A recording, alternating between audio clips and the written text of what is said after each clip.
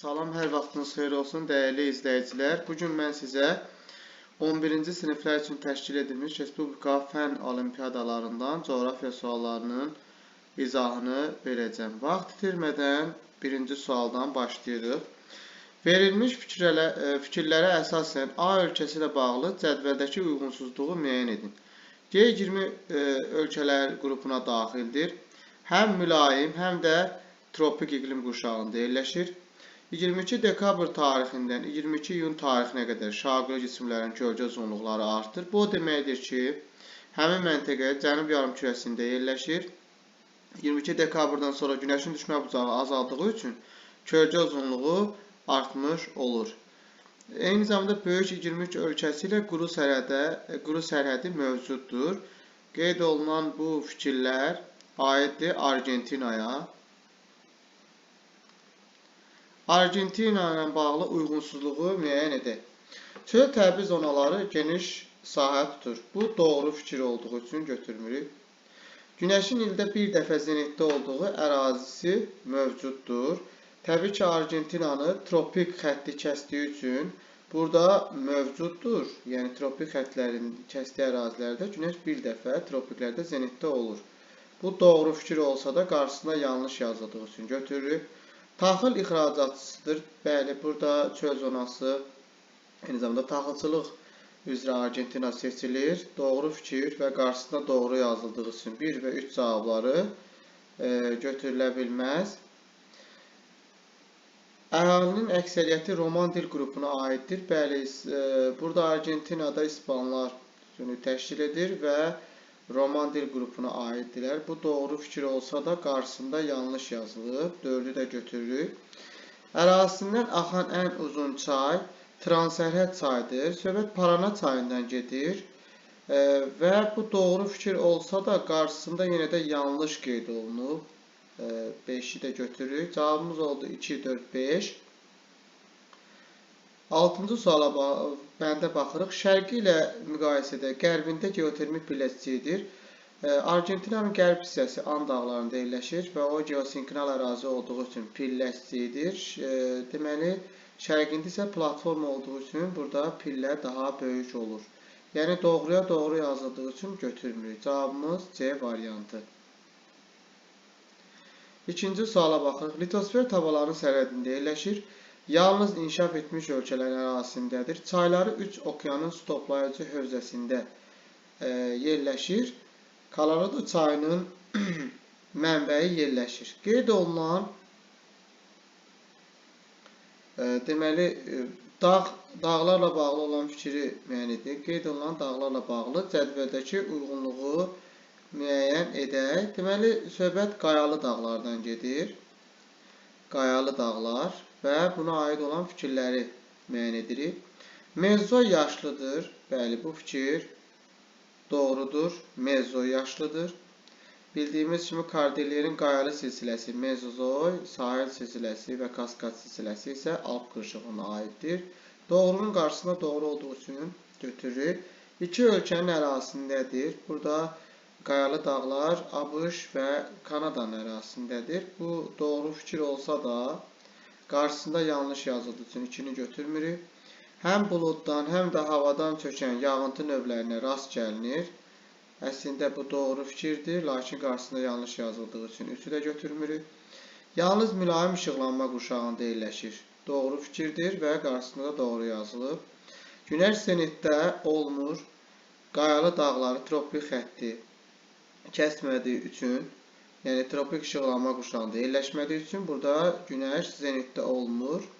Doğru fikirdir, qarşısında da doğru yazıldığı üçün götürürük. Yerləşdiyi ölkələrdə əhalinin 70%-dən çoxu iqtisadiyyatın 4-cü sektorunda çalışır fikri. 4-cü sektor informasiya sektorudur. 70%-i yox, müəyyən bir hissəsi çalışır. Bəziləri, yəni bunun çox hissəsi xidmət sahəsində çalışır deyə. Bu da yanlış fikirdir. Qarşısına doğru yazılıb. Ona görə götürə bilməliyik. 1, 4, 5. Sualın doğru cavabı olacaq 1, 4 və 5. A variantı. İndi 3-cü suala baxırıq. Alisovun iqlim təsnifatlandırmasına əsasən mülayim iqlim qurşağına aid olduğu doğru fikirləri müəyyən edin. Cənub yarımkürəsində tam zolaq əmələ gətirmir. Bu yanlış fikirdir. Cənub yarımkürəsində tam zolaq əmələ gətirir. Şimal yarımkürəsində bütün vilayətlərində yanvar ayının orta temperaturu 0 dərəcədən aşağıdır. Məsələn, mülayim dənizdə 5 dərəcədən yuxarı olduğu üçün bu fikir təbii ki, yanlışdır. Deməli, 1 və 2 fikirləri yanlışdır. Dəniz vilayətini Avrasiya materikinin həm şərqində, həm də qərbində rast gəlinir. Bu doğrudur. Dəniz vilayətini Avrasiyanın qərbində, eyni zamanda Kamçatka yarımadasının, yəni şərq hissəsində rast gəlinir. Doğrudur. Cənubi Amerika materikində həm dəniz, həm də mülayim kontinental vilayətlərinə rast gəlinir. Bəli, Cənubi Amerikanın cənub qurtaracağında qərb hissədə dəniz, şərq hissədə kontinental vilayəti var. Bütün vilayətlərində il boyu yalnız alçaq təzyiq hakim olmur. Bütün vilayətlərində yalnız deməli alçaq təzyiq hakim olmur. Deməli bu fikir də təbii ki doğru fikirdir. Yəni onun kəskin kontinental hissəsində il boyu olmaya bilər. Yəni 5 cavabını doğru götürür. Mülayim, soyuq və daimi şaxtalı istilik qurşaqlarının mövcud olduğu ərazilərdə yayılıb və burada da bu fikirdə yanlış fikirdir. Cavabımız olacaq 3, 4, 5 Y variantı. Dördüncü suala baxırıq. Doğru fikirləri müəyyən edin. Diametri yer kürəsinin diametrinə ən yaxın olan planet Veneradır. Doğrudur. Şimali Amerika materikində böyük göllər kompleksi platformada yerləşir. Bəli, böyük göllər şərq hissədə platformada yerləşir. Doğrudur. ABŞ-da əhalinin əsas hissəsi o ölkənin şərqində, Rusiyada isə qərbində yaşayır. Bəli, sənaye müəssisələri də əsasən bu hissələrdə geniş yayıldığı üçün, bəli, bu fikir də doğrudur. Yəni şərq hissələr daha da sıxdır və əhali burada sıx məskunlaşmışdır. 1, 2, 3 doğrudur. Viktoriya gölü 3 yarımkürədə və 2 işıqlanma.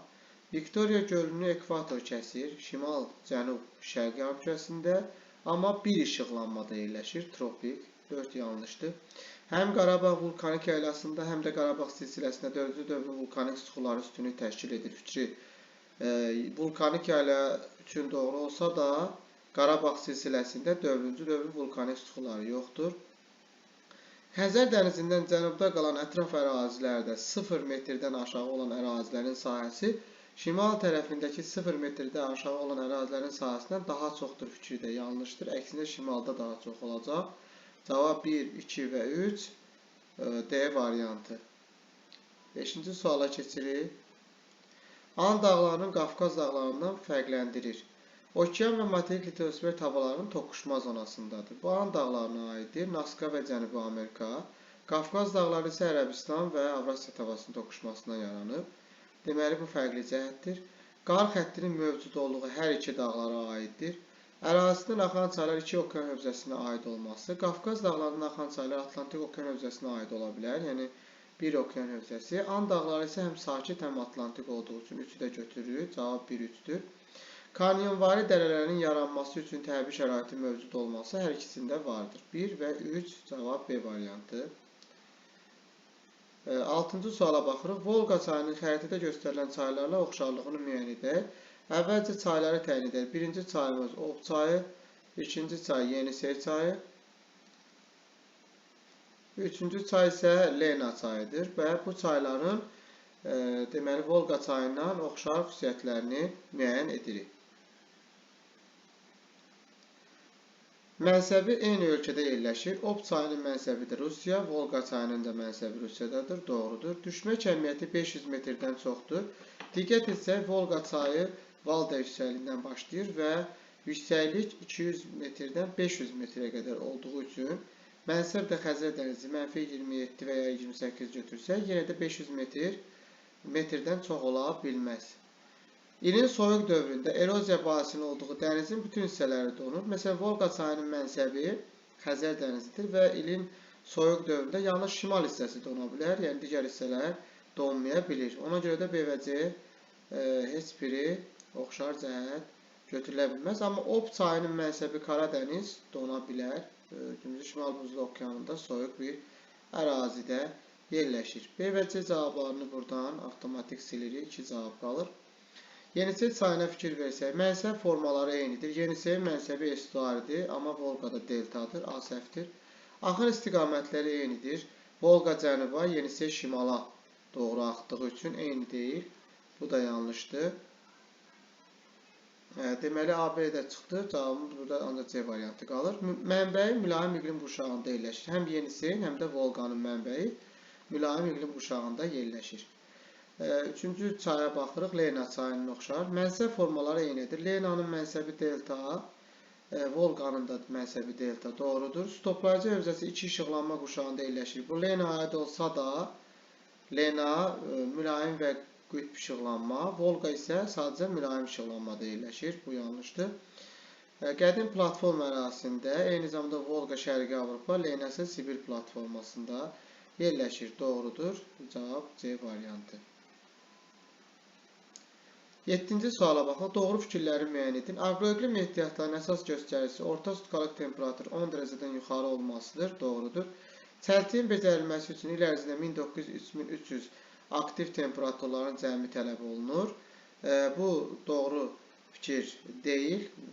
Deməli, çəltiyin becərilməsi üçün daha çox istilik lazımdır. Yəni, bu olmaz. Nəqliyyat vasitələri, yaşayış evləri, ev əşyaları, kənd təsərrüfatı intervalı, fərdi mülkiyyət hesab edilir. Xeyr, bu şəxsi mülkiyyətdir.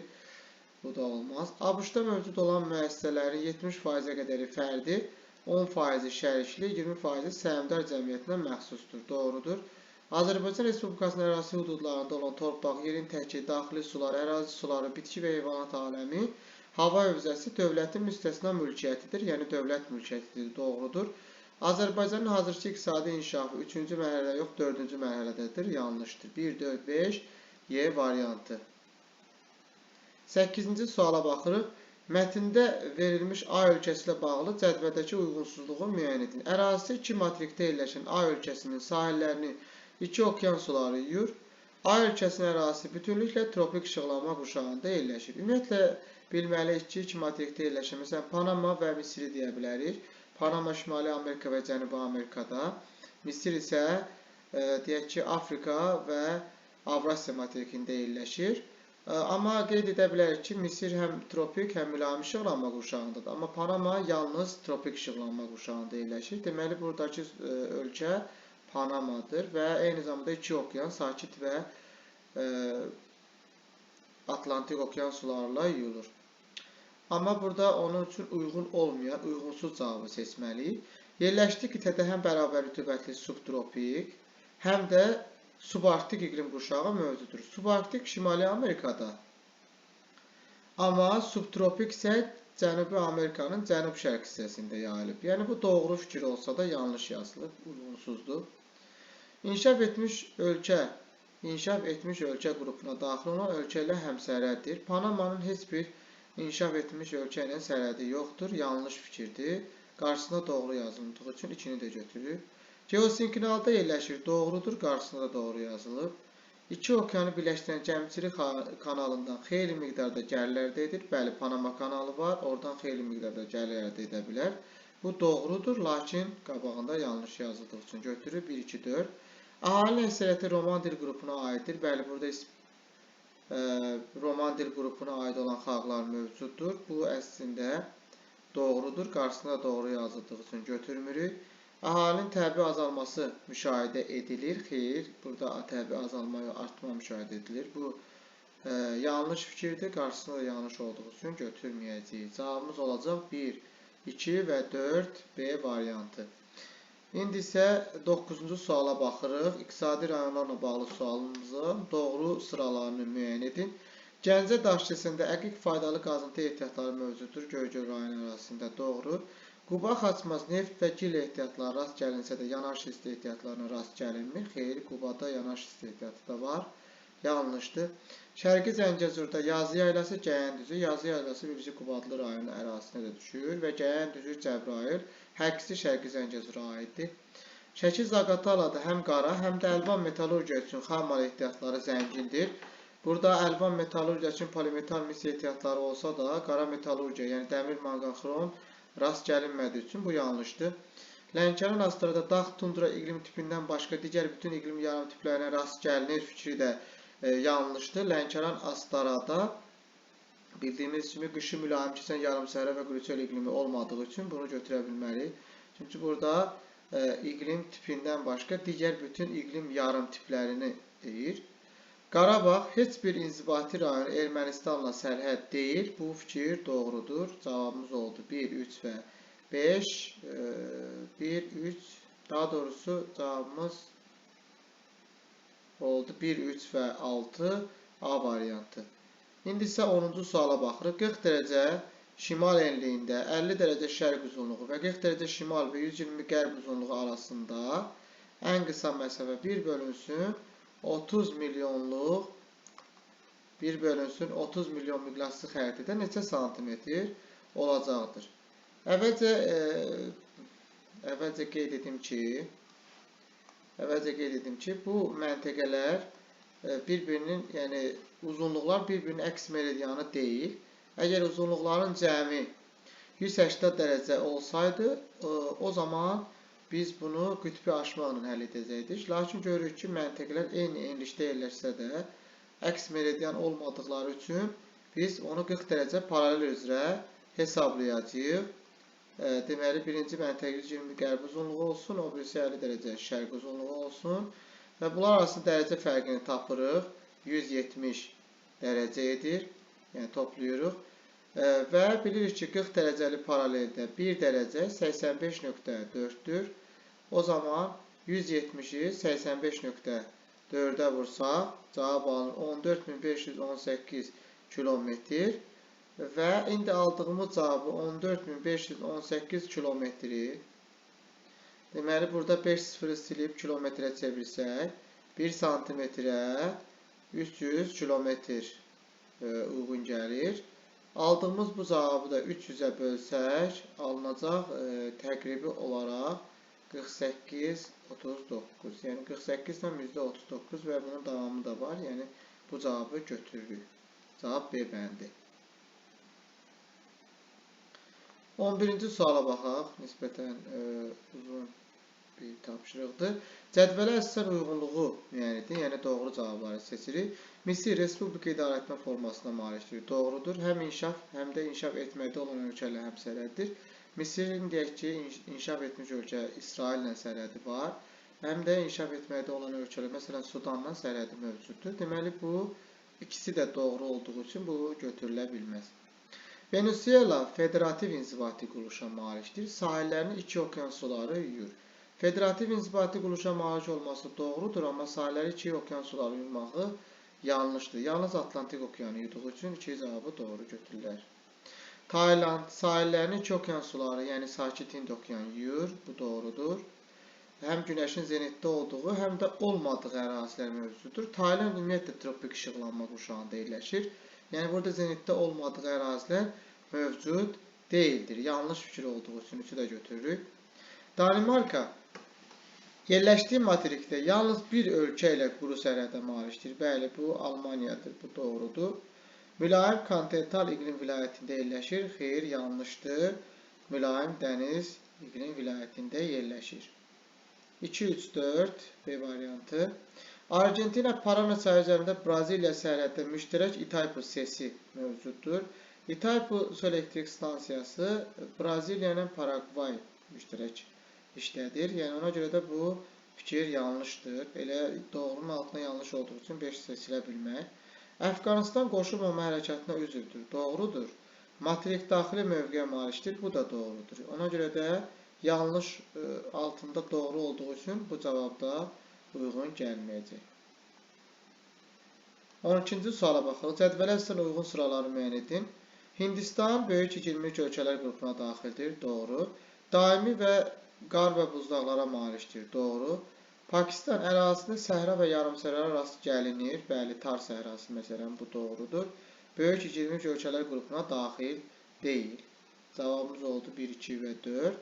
Buradan da seçirik. Ərazisi yalnız platformada yerləşir. Hindistanın bir hissəsi, yəni cənub hissələri platformadır. Şimal hissəsi geosinkronala düşür. Doğru deyil. Hind çayının mənbəyi yerləşir Pakistanda yox, Çində yerləşdiyi üçün bu da doğru deyil.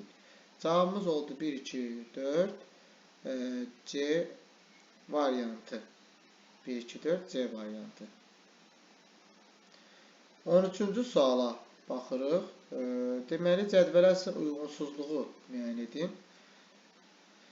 Daimi yüksək təzyiqdən dinamik yüksək təzyiqdən alçaq təzyiqə doğru hərəkət. Dinamik yüksək təzyiq tropikdən, passat küləkləri tropikdən ekvatora, qərb küləkləri tropikdən mülayimə doğru hərəkət edir. Yəni 2 plus qütb küləkləri qütbdən mülayimə doğru əsdiyi üçün bu minus olur. Deməli, bu uyğun cavabdır. Ona görə götürmürük. Şimal yarımkürəsində sağa, cənub yarımkürəsi sola meyl edir. Bu hər üçü üçün doğrudur. Burada uyğunsuzluq rast gəlindiyi üçün, yəni qərb küləklərində minus qoyulduğu üçün 2 cavabı götürülür. Avrasiya materikinə təsir edir, yenə də hər üçü plus olmalı idi, amma yenə də uyğunsuzluq yarandı, götürürük. Okean cərəyanlarının yaranmasına səbəb olur hər üçü. Deməli, hər üçü üçün plusdur və burada uyğunsuzluq yoxdur. Afrika, Cənubi Amerika materiki həm şimal, həm də cənub yarımkürəsində müşahidə edilir, ancaq Passata aid olan fikirdir bu. Yəni Passat küləklərinə aiddir. Digərlərinə aid deyil. Yəni plus, minus bu da uyğun cavab olduğu üçün biz bunu da götürməyəcəyik. İl boyu yalnız donmuş səth üzərində formalaşır. Bunlarda minusdur. Eyni zamanda qütbdə də bəzən donmayan səth üzərində formalaşa bilər. Ona görə də bu fikir uyğunsuz fikir kimi götürdük. Cavabımız oldu 2, 3, 6, C variantı. 14-cü suala baxırıq. Pekin, Ankara, Madrid və Bakı şəhərləri üçün doğru fikirləri müəyyən edin. Şərq yarımkürəsində yerləşirlər. Bunlardan fikir versək, Pekin, Ankara və Bakı hər üçü şərq, Madrid qərb yarımkürəsidir. Deməli, bir yanlış. Günəş ən tez Madrid şəhərində batır. Ən şərqdə yerləşən məntəqə Çinin paytaxtı Pekindir və ən tez Pekində batmalı idi. Yəni 2 də yanlışdır. O zaman burada 4 variantda silinir, A variantı doğrudur. 22 iyun tarixində Günəş şimal-şərq istiqamətdə çıxır. Bəli, şimal yarımkürəsində, yəni şimal tropikindən şimalda olan məntəqələrdə Günəş həmin tarixdə şimal-şərqdən çıxır, doğrudur. Günorta vaxtı Günəş eyni anda zenitdə olur. Günəş bu məntəqələr, yəni 40 dərəcə şimal enliyində yerləşdiyi üçün burada Günəş zenitdə ola bilməz. 21 mart tarixində Günəş səhər tezdən şərqdə çıxır, qərbdə batır, doğrudur. Eyni işıqlanma qurşağında, bəli, 40 dərəcə şimal enliyində yerləşirlər və bunların işıqlanma qurşağı şimal mülayimdir, doğrudur. Cavab 3, 5, 6. 15-ci suala baxırıq. Cədvələ sizə uyğun olmayan fikirləri müəyyən edin. Yəni doğrunun altında yanlış, yanlışın altında isə doğruları götürürük. Ceyrançöl alçaqdağlığı və Acınavur düzündə 4-cü dövr çöküntülərinə rast gəlinmir. Bu yanlış fikirdir. Deməli, 1-i götürürük. Drenajlardan istifadə edərək sürüşmənin qarşısını almaq mümkündür. Doğru fikirdir və bunu götürmürük. Daşkəsən inzibati rayonunda həm əlvan, həm də qara metallurgiya üçün xamal var. Əlvan üçün, deyək ki, burada alunit yatağı var, zəylik alunit yatağı və qara metallardan isə dəmir mövcuddur. Deməli, hər ikisi doğru fikirdir. Burada doğrudur. 3-ü də götürmürük. O zaman 2 və 3 cavabları silinir. B və C variantları qalır. Qazaxıstan xırda təpəli və Böyük Xinqan dağları eyni dağılma-gəlmə mərhələsində yaranmışdır. Bəli, bu Helsində yaranıb. Doğru fikirdir. Yanlışın altına götürə bilməliyik. Naxçıvanın dağlıq doğru fikirdir. Bəli, yanlışın altında yazıldığı üçün götürürük. Çünki uyğunsuzluğu istəyir. 1 və 4 düz oldu. Naxçıvan dağlıq ərazilərində, Talış dağlarında vulkanik suxular yaranır. Bu da doğrudur və yanlışın altında olduğu üçün götürürük. Deməli, 1, 4, 5 götürüləcək. Cavab B bəndidir. Parizə erasının sonunda Ərəbistan litosfer tabasının şimala hərəkət edərək Avrasiya tabası ilə toqquşması nəticəsində kiçik adalar yaranıb. Əslində, Ərəbistan Mezozoikin sonunda toqquşub. Yəni, bu yanlış fikir olduğu üçün bunu götürə bilmərik. Cavabımız B variantı. İndi isə 16-cı suala keçirik. Yer kürəsinin sxemdəki vəziyyətinə əsasən doğru olmayan fikri müəyyən edin. Sxemə baxsaq, bu sxem 22 dekabr tarixinə aiddir və o zaman Günəş 23.5 cənub enliyində zenitdə olur. Doğru olmayanları tapırıq. Günorta vaxtı 68.5 şimal enliyini və 21.5 cənub enliklərinə şaqili cisimlərin kölgə uzunluqları bərabərdir. Biz diqqətlə fikir versək, 21.5 dərəcə ilə 23.5 arasında cəmi 2 dərəcə fərq var. Yəni, əgər 23.5-lə 90 düşürsə, bura düşəcək 88 dərəcə. Amma 68.5 dərəcə şimal enliyində artıq burada belə deyək də, qütb gecələri mövcud olacaq. Yəni, belə deyək də, kölgənin uzunluqları burada heç bir vaxt bərabər ola bilməz. Yəni, bu məntəqədə gecə olduğu üçün ümumiyyətlə kölgə olmayacaq. Deməli, birinci fikir tamamilə başdan ağa yanlış olduğu üçün, yəni bu fikri götürür. 2-də günorta vaxtı 60 dərəcə şimal enliyində günəş şüalarının düşmə bucağı Bakı şəhərində günorta vaxtı günəş şüalarının düşmə bucağından daha böyükdür. Məntiqlə düşünək, 23.5-ə 6 şimal enliyi daha yaxındır. Bakı isə 40 şimal enliyidir. Daha uzaq olduğu üçün günəşin düşmə bucağı da az olacaq. Yəni, bu fikir doğrudur, götürmürük. Qusar şəhərində gündüzün uzunluğu Saatlı şəhərindən daha çoxdur. 22 dekabr tarixində bilirik ki, daha çox şimalda olan məntəqələrdə gecənin uzunluğu uzun olur. Qusar Saatlıdan şimaldadır. Yəni, Qusarda əslində gündüzün yox, gecənin uzunluğu daha çox olacaq. Yəni, bu yanlış fikirdir. Sxemdə vəziyyətin baş verdiyi tarixdən etibarən Falkland adalarında gündüzün uzunluğu azalmağa başlayıb.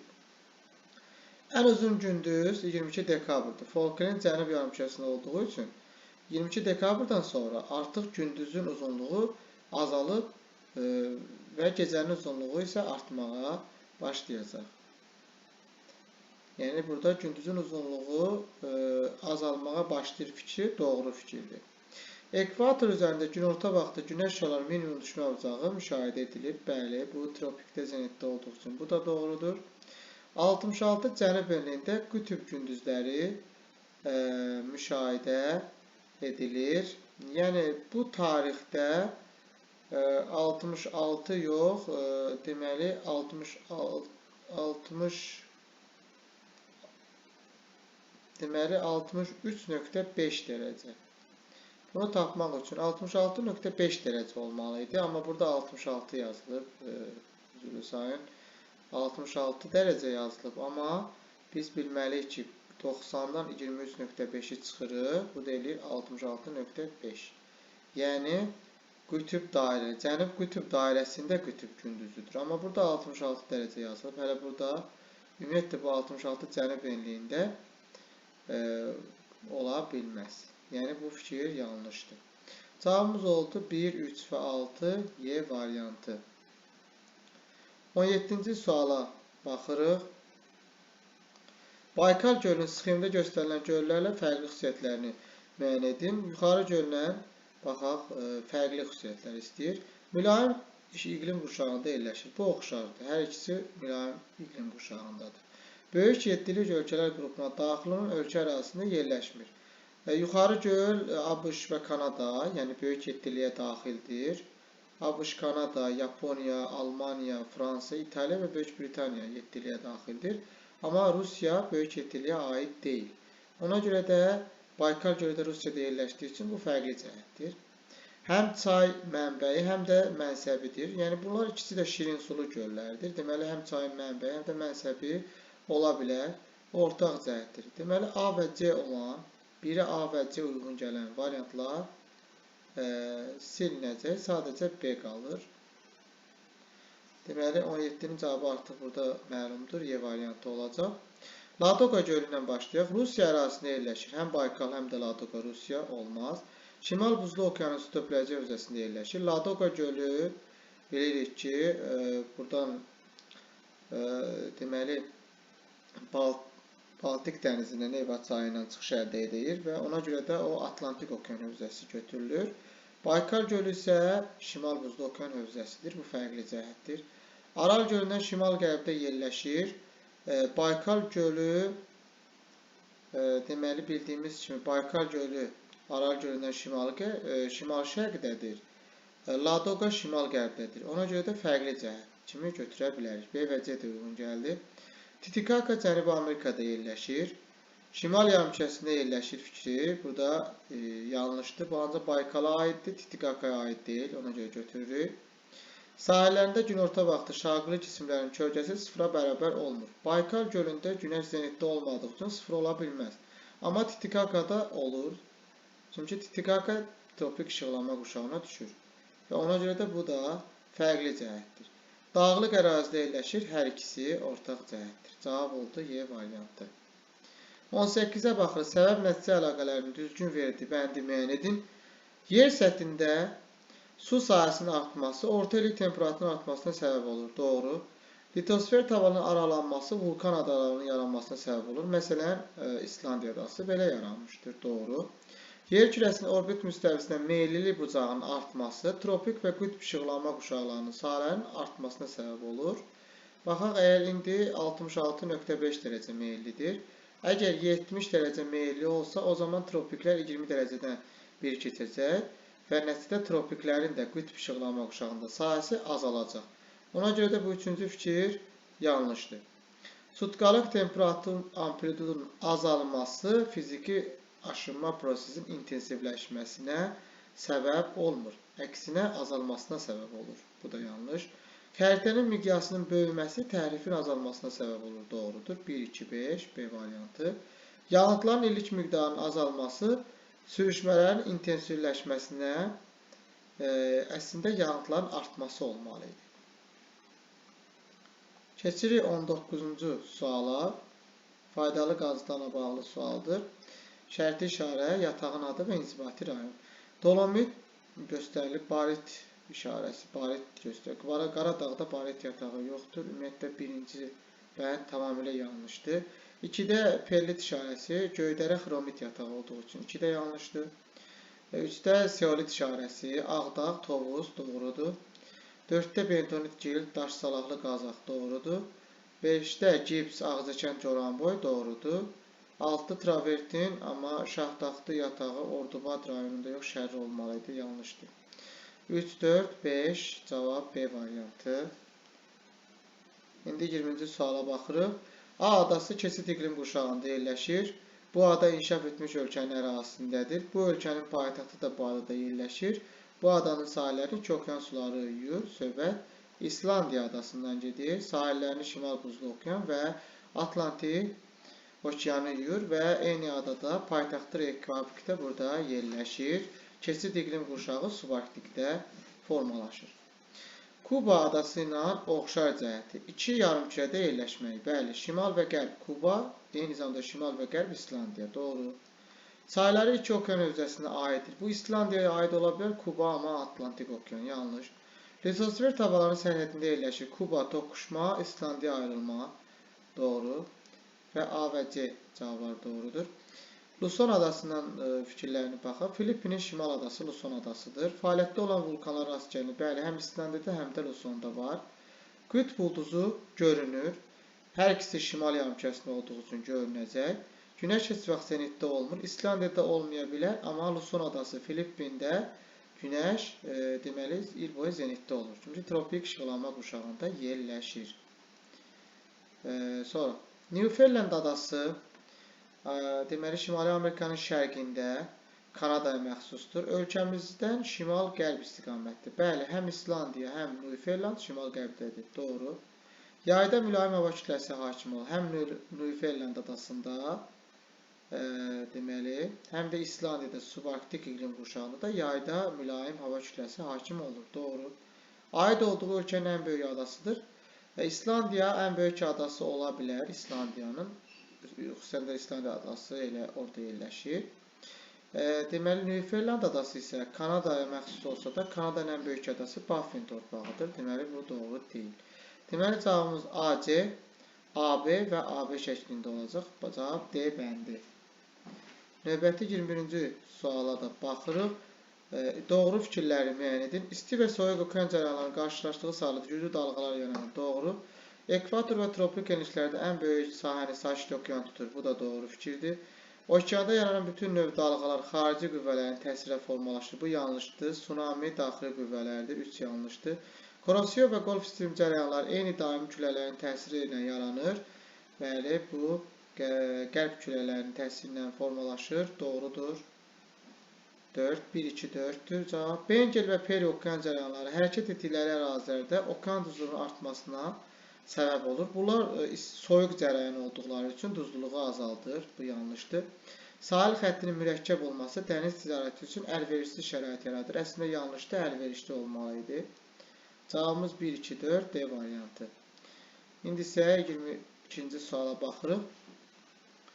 23 iyun tarixindən başlayaraq deməli artır, azalır tapmalıyıq. Şimal qütb dairəsində gündüzün uzunluqları 23 iyun tarixindən başlayaraq şimal qütb dairəsində gündüzün uzunluqları təbii ki, şimal yarımkürəsində azalacaq.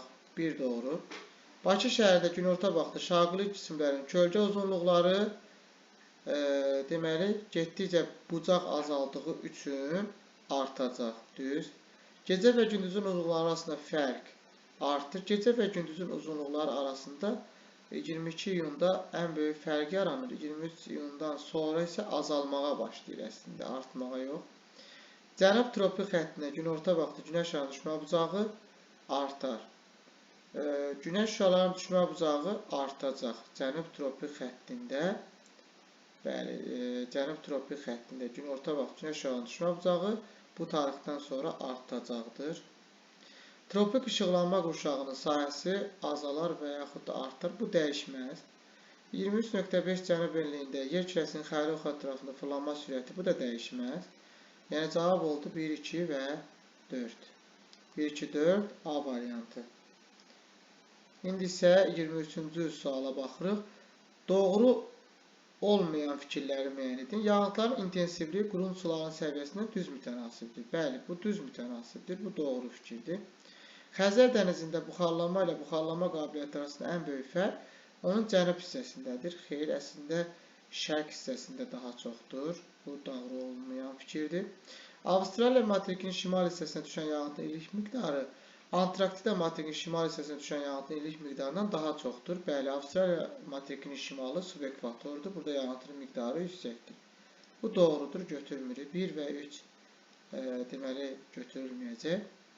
Ölkəmizin əksər dağlıq əraziləri yağıntıların çox hissəsi dekabr-yanvar. Dekabr-yanvar qış aylarıdır. Dağlıq ərazilərdə daha çox yay aylarında düşür. Deməli yanlışdır. Alyaska sahillərində bol yağıntı düşməsinin əsas səbəbi şimal-şərq küləkləridir. Xeyr, qərb küləkləri ola bilər, cərəyan ola bilər.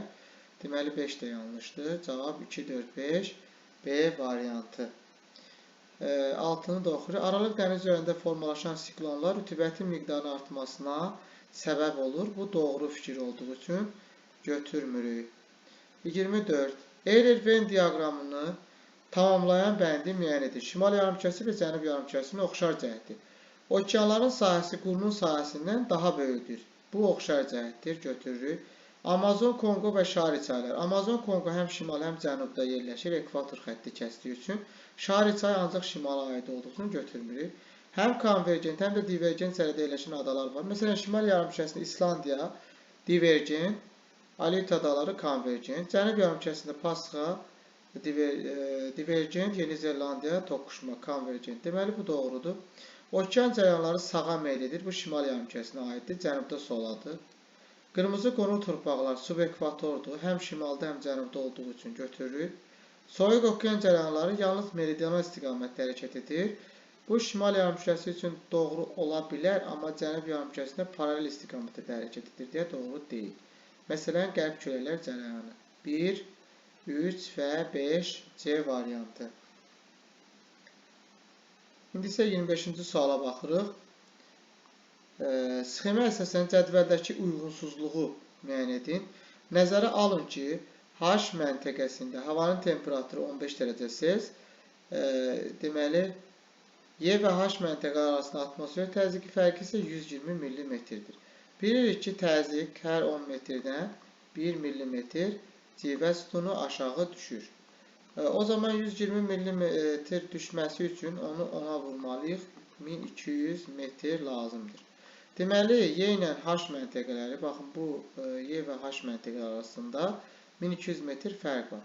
Biz H məntəqəsini çayın sağında və solunda olan horizontalların hündürlükləri eyni olduğu üçün H məntəqəsini əgər deyək ki, bu hissəyə köçürə bilərik, bu hissəyə köçürsək, o zaman burada iki boşluq yaranır. Yəni, iki kəsmə hündürlük fərqi yaranır. 1200-ü də 2-yə bölsək, 600 metr tapırıq. Deməli, kəsmə hündürlüyümüz 600 metrdir. Burada uyğunsuzluqları tapmalıyıq. Yəni, doğrunun altında yanlış. Kəsmə hissəli 600 metrdir. Bu fikir doğrudur, götürmürük. X və Z məntəqələri mütləq hündürlükləri bərabərdir. Baxaq, X məntəqəsini götürək. Deməli, burada 1, 2, 3, 4.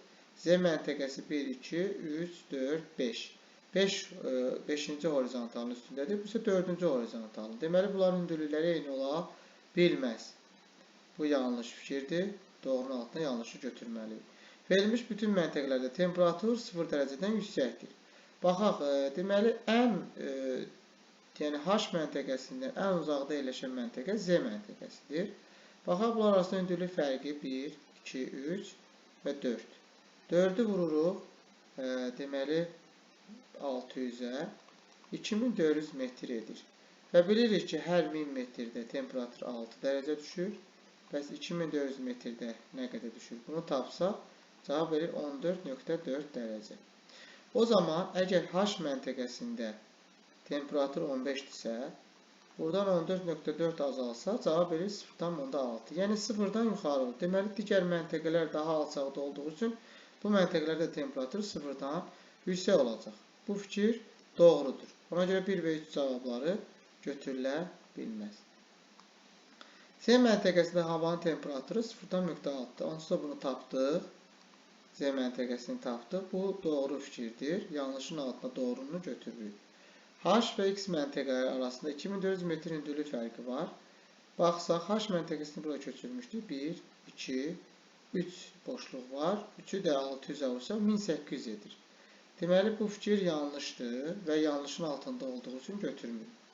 T və H məntəqələri arasında keçidi təmin etmək üçün körpü tikmək məqsədə uyğundur. Bəli, T, H-ın arasında çay keçdiyi üçün burada körpü tikmək zəruridir.